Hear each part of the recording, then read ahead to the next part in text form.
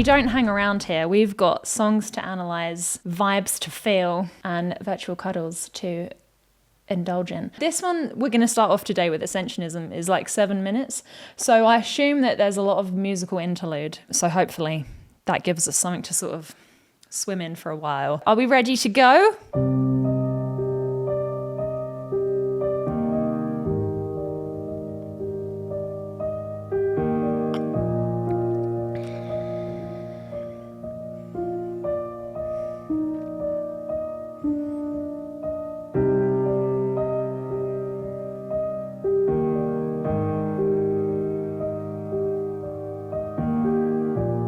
So simple. I think it's just C minor.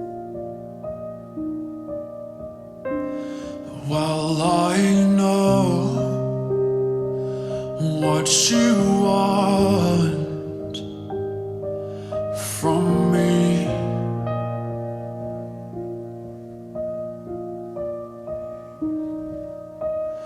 You want someone to be.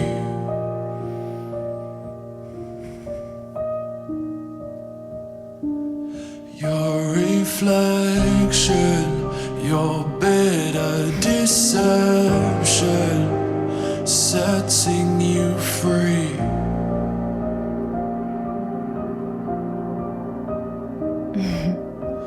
So you take what you want, then leave. I'm kind of actively listening out for musical depictions of ascending, right? And they're bountiful already. We've got this very simple, which is an ascending pattern. These two notes that go up, so little semitone higher, we ascend, and then we come back down to ascend again. So you're constantly feeling like you're rising. Then they change the octave. And the bass starts to transform as well. It started off as it was just normal and bassy, but then they've got this other kind of effect. They've got this other timbre entering and it's quite sparkly. It's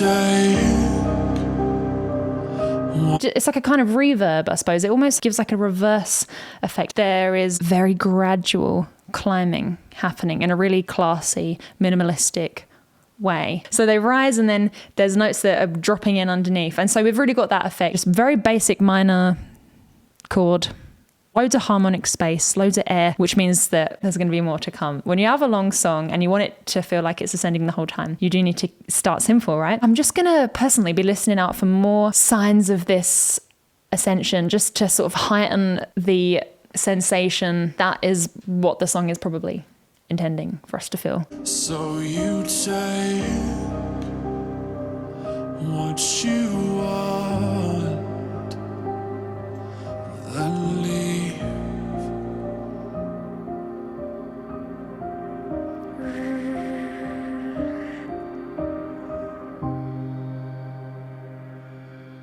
It's like a dry ice effect. And it's being banned. Who made you like this? Nice. Who encrypted your dark gospel in body language? Synapses snap back in blissful language.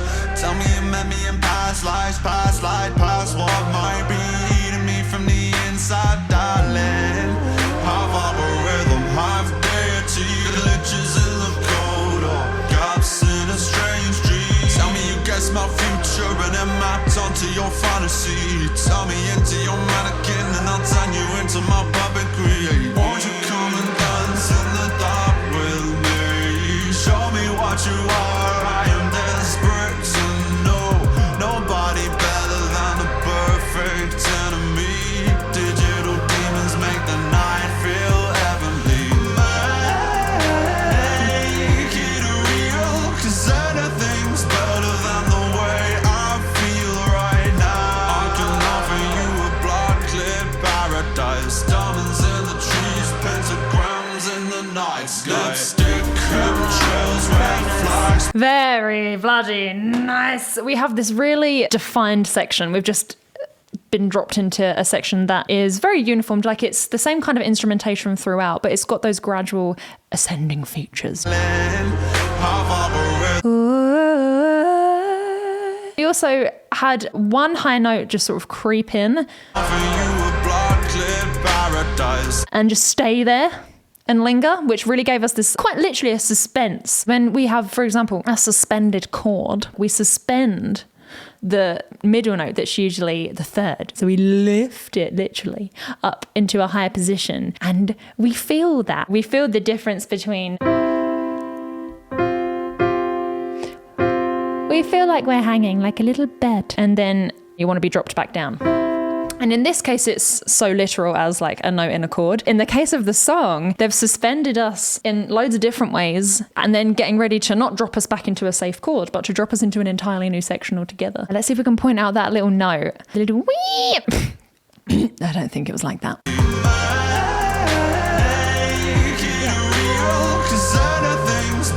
And it works, by the way, because it doesn't sound like...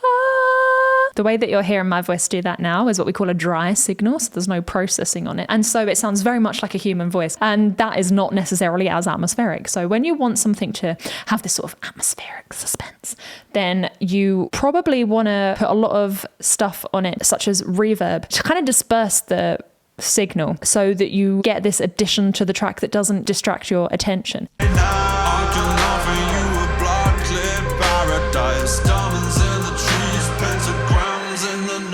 Lipstick, chemtrails, red flags, pink nails with one eye on the door, other eye on a rail, other eye follow and a scarlet trail, and the last few drops from the holy grail. Now rose gold chains, red lace cut glass, blood stains at the dollar piece. Just don't ask me, the first to the feast. Let's choke on the past and take to the broken skies of lies. Nice.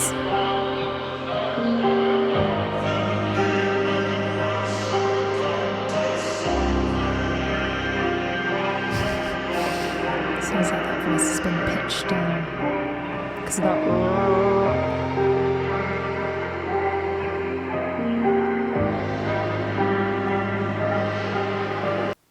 I really want to find out what plugins they use. They're really effective and they're very consistent. I'm hearing the same plugin on like a lot of the songs that they've used. So a plugin is, say you have your session open, your DAW, your digital audio workstation, and you have a track and you go la la la la la. You can buy a bunch of little mini softwares that you then put on that track. A lot of these softwares are super intelligent. So they have presets. Say you have a preset of like axolotl reverb or the naked mole rat reverb, then it will just completely alter the signal. Encrypted your dark gospel in body language. Synapses snap back in blissful language.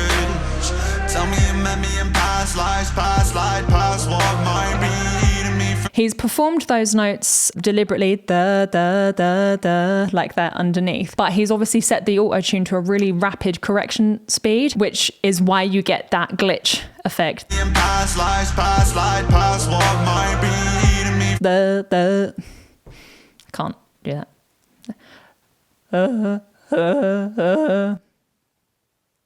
Darling, half opera rhythm, half deity, glitches in the code. Was a guillotine glitches in the... So cool. The share effect. Do you believe in life after love?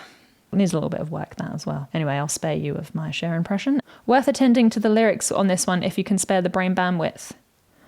Ah, cool. Diamonds in the trees, pentagrams in the night sky.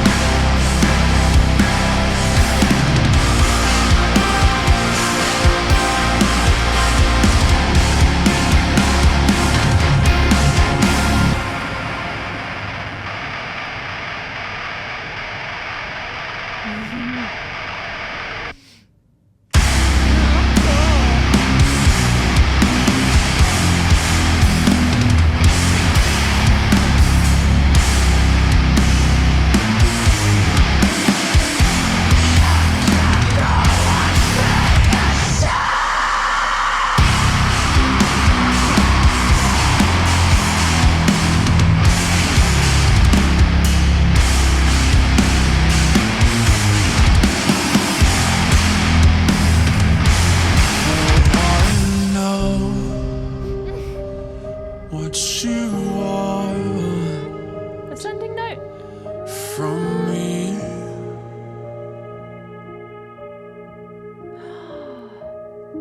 How tense. You want the same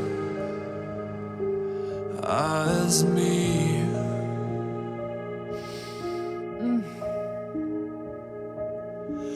My redemption, eternal ascension, setting me free.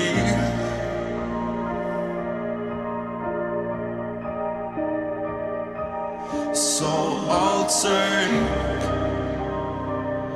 what I want, then leave.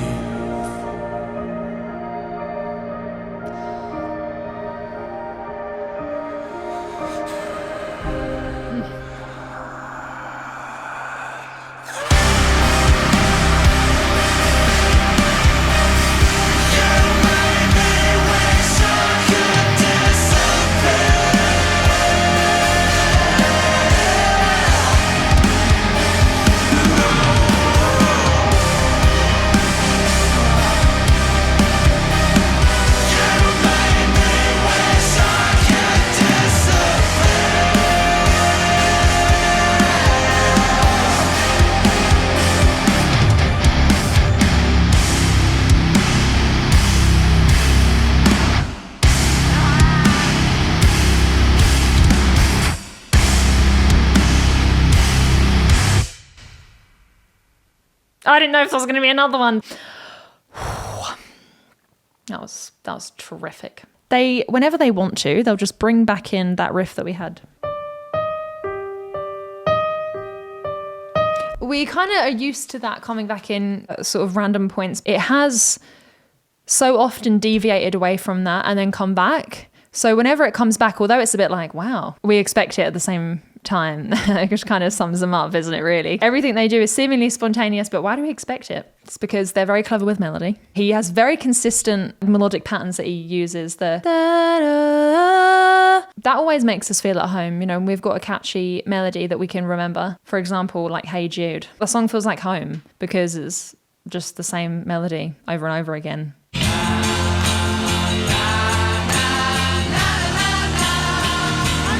Digital demons make the night feel heavenly. Oh, bloody hell, there you go. So he's talked about demons. And make it real. Make it real. It was musically fake, and that, my fairy folk, is why it always makes bloody sense. Everything is so cohesive. The message of the song is the most important thing, and they must do whatever is musically appropriate to deliver that message in the most visceral way. If you're talking about like loads of artificial fakery, then why would you use live drums and pure vocals? And so even though I wasn't really paying attention to the lyrics at that time because I was just so distracted by all of the musical marvels, now I'm like, oh my gosh, maybe I didn't even need to, because the lyrics were so well clothed in the music production that it gave me everything I needed to know. Oh, turn me into your mannequin and I'll turn you into my puppet queen. It sounds like it's about, you know, a very destructive codependency, and they're both sort of stuck in a toxic situation that's turning ever more bitter and sour. Well, that was terrific.